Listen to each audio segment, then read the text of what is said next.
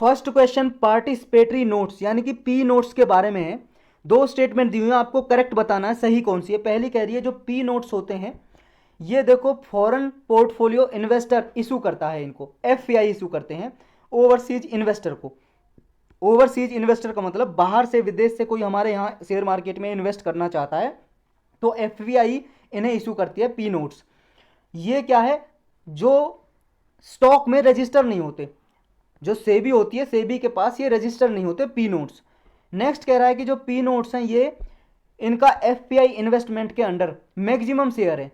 तो आपको बताना है करेक्ट कौन सा है, वन ओनली, टू ओनली, दोनों सही दोनों गलत। दूसरा बिल्कुल गलत है क्योंकि पी नोट्स का केवल 2% शेयर है एफपीआई में, तो ये गलत हो जाता है हमारा, वन ओनली करेक्ट हो जाएगा ए आंसर। नेक्स्ट आपको बताना है harmonised system of nomenclature code HSN code, इसके बारे में दो स्टेटमेंट दी हुई है, करेक्ट बताना है कौन सा है। ये देखो इंटरनेशनल प्रोडक्ट के लिए एक रूल्स हैं जो WTO ने डेवलप किए हैं, वर्ल्ड ट्रेड ऑर्गेनाइजेशन ने। ये डेवलप किए गए हैं इसलिए ताकि जो goods all over the world transfer होते हैं उनको क्लासिफिकेशन किया जा सके। जो भी गुड्स वगैरह वस्तुएं ट्रांसफ़र होती हैं, एक्सपोर्ट इंपोर्ट होती हैं, उनके लिए रूल्स रेगुलेशन। आपको बताना है करेक्ट कौन सा है, फर्स्ट, दूसरा या दोनों सही दोनों गलत। देखो पहला गलत है क्योंकि ये वर्ल्ड ट्रेड ऑर्गेनाइजेशन ने नहीं, वर्ल्ड कस्टम ऑर्गेनाइजेशन ने बनाए हुए हैं ये HSN कोड, तो हमारा ओनली बी करेक्ट आंसर हो जाएगा, टू ओनली।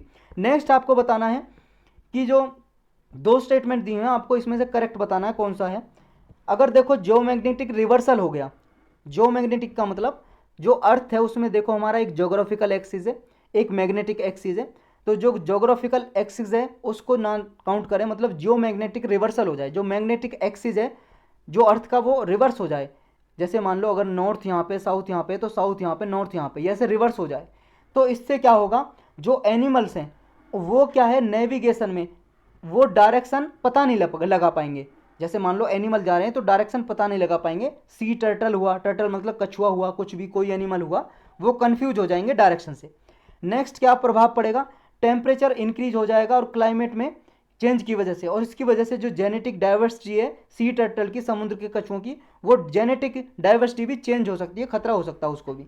तो आपको करेक्ट बताना कौन सा, वन टू दोनों सही दोनों गलत, दोनों के दोनों सही है, सी आंसर करेक्ट हो जाएगा। नेक्स्ट आपको बताना है रूल ऑफ लॉ हमारे इंडियन सिस्टम में दिया हुआ है, उसके अंदर कौन कौन से एलिमेंट आते हैं रूल ऑफ लॉ के अंदर। इक्वलिटी बिफोर लॉ, सभी क्या है कानून के सामने सभी बराबर रहेंगे। एब्सेंस ऑफ आर्बिट्रेरी पावर, जो आर्बिट्रेरी पावर होती है यानी कि मन मर्जी वाली कोई शक्ति चलाना, पावर चलाना, अथॉरिटी अपनी मर्जी से कोई रूल बना देना, इसका अभाव होगा, एब्सेंस होगा। Primacy of the rights of the individual, individual के अधिकारों की प्राथमिकता होगी। आपको बताना है करेक्ट कौन सा है, 1 2 1 3 या 1 ओनली या 1 2 3। देखो तीसरा बिल्कुल गलत है, जहां तीसरा है उसे काट दो, लेकिन आपके फर्स्ट और सेकंड सही है, तो हमारा ए आंसर करेक्ट हो जाएगा। देखो हमारे rule of law Indian system के अकॉर्डिंग ये इंडिविजुअल के राइट्स की प्राइमेसी नहीं आती है। नेक्स्ट आपको बताना है कंटेम्प्ट ऑफ कोर्ट, ये पूरे सालों साल न्यूज में रहा है, तो इससे देखो इस साल क्वेश्चन बन भी सकता है। तो आपको बताना है इसके रिगार्डिंग कौन सी स्टेटमेंट करेक्ट है। कंटेम्प्ट ऑफ कोर्ट का मतलब ये होता है कि इसमें हमारे कॉन्स्टिट्यूशन का आर्टिकल 19 है, उसके अंदर फ्रीडम ऑफ स्पीच दी गई है, लेकिन कंटेम्प्ट ऑफ कोर्ट इस पर रेस्ट्रिक्शन लगा सकता है। ये देखो सुप्रीम कोर्ट जब भी कंटेम्प्ट ऑफ कोर्ट को यूज करेगा तो ये अटॉर्नी जनरल ऑफ इंडिया जो होते हैं उनकी कंसेंट यानी कि उनसे सहमति लेना मैंडेटरी अनिवार्य है सुप्रीम कोर्ट को।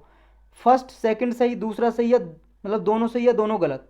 देखो पहला बिल्कुल सही है, दूसरा गलत है, क्योंकि देखो सुप्रीम कोर्ट अपनी स्यू मोटो पावर को यूज करके बिना एजीआई की कंसेंट लिए हुए भी वो केस चला सकता है। अगर कोई इंडिविजुअल पर्सन है ए और बी के खिलाफ कंटेम्प्ट ऑफ कोर्ट का केस चलवाना चाहता है सुप्रीम कोर्ट में, तो इस ए को पहले AGI attorney general of India की कंसेंट सहमति लेनी पड़ती है, तब सुप्रीम कोर्ट उस पर कंटेम्प्ट ऑफ कोर्ट का जो केस चलाना चाहता है बी आदमी पे, तब सुनेगी ए आदमी की, तो तब होता है। वरना सुप्रीम कोर्ट के पास तो पावर है, स्यूमोटो पावर है ऑन इट्स ओन। स्यूमोटो का मतलब होता है ऑन इट्स ओन, यानी कि अपनी पावर को यूज करके कंटेम्प्ट ऑफ कोर्ट का केस किसी के अगेंस्ट चला सकती है। तो हमारा फर्स्ट करेक्ट हो जाएगा, सेकंड गलत है।